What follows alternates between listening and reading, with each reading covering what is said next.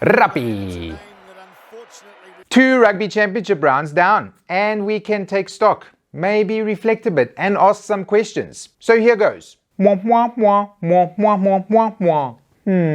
to say after every team's lost one and won one. And really I should be picking Australia or New Zealand since they won away from home. You know what? It's been the Boks. Their win was pretty dominant and their loss wasn't as big a pasting as the other team's losses. They even led late in the game. Is this my bias talking? Most definitely.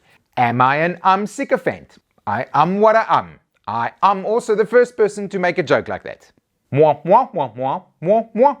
Of course it was the match between the Boks and the All Blacks at Ellis Park. This match is always the default best match of the year. It takes 38 all batshit insane matches to supplant it. This probably would have been the best match of the year so far, if not for the ending of Wales versus Italy. I'd love for the Boks to win more of them though. I've been to 4 Boks versus AB's games and we've only won 1. Might as well have taken my ticket money and spent it on more pink tops. Tough one. There's quite a few to mention. Is it truly world 15 level points machine Boffelli? He's having quite the season. Maybe Rob Valentini's finally become a multi-match ball carrier. Needs more data. Ari Sevilla has been good. So many carries, so many tackles, the clutchest of clutch turnovers. He's been carrying the ABs like a baby Bjorn. Oh hi bias, is it Lucanio Yeah, it is. Basically, he's 99% of Conrad Smith. Fun fact, the last 1% had to be removed to prevent copyright lawsuits. Really, there's nothing like watching incredible players at the peak of their powers. Sometimes you just got to stand back and appreciate that. Jaden Hendricks has been playing pretty good for the Boks at 9, though his pass does look a little loopy. I'm sure they measure that stuff and it's just an optical illusion.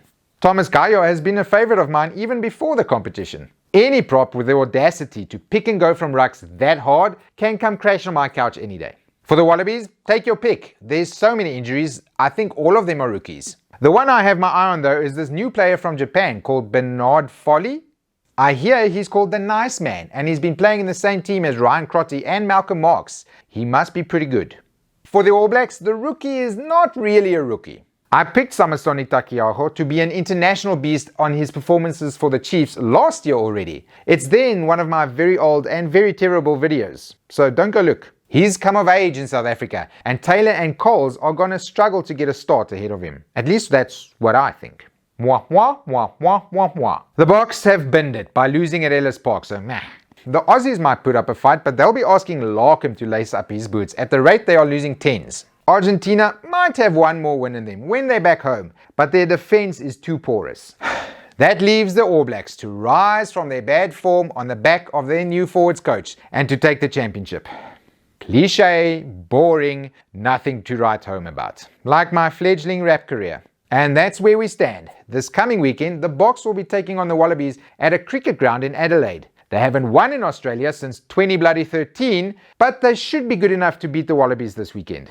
Which means they won't. The Boks handle the favourite tags like Villy handled high balls in 2019. The All Blacks will beat the Pumas. They just have too much confidence now from their win at Ellis Park. The battle of the hookers should be pretty good though. Montoya versus Takiaho? Why wouldn't you watch that? News! Now, I'm no time zone expert, but Ninobit announcing the Bok team at 11 AM on a Monday is even earlier than usual, right? If we lose again, we might be getting the next team announcement straight after the game. The 6-2 split is gone, which is probably a good thing. The last few tests ended with slap-dash backlines that had more slap than dash. The Wallabies announced their squad for the 2 tests against South Africa last week already. Back are some really familiar faces like Bernard Foley mentioned earlier. The chicken mayo on white bread in a white paper plate is also back. For all his plain looks, he's a scary smart player. Last year's test against the Aussies have made me quite wary. And I will be a nervous wreck on Saturday at 7:30 in the morning. Speaking of Aussies, I was on an Australian rugby podcast this week. The Raw Rugby Pod is hosted by rugby weirdo Harry Jones and the man trying to keep him on track, Brett McKay. You can go to the Raw website and it should be dropping this week for all to enjoy. I know I certainly did, and that's really all that matters. What also matters is that was the rugby update for this week. I will see you all next week so we can chat about Elton Jantjies' masterclass against the Aussies. Bye!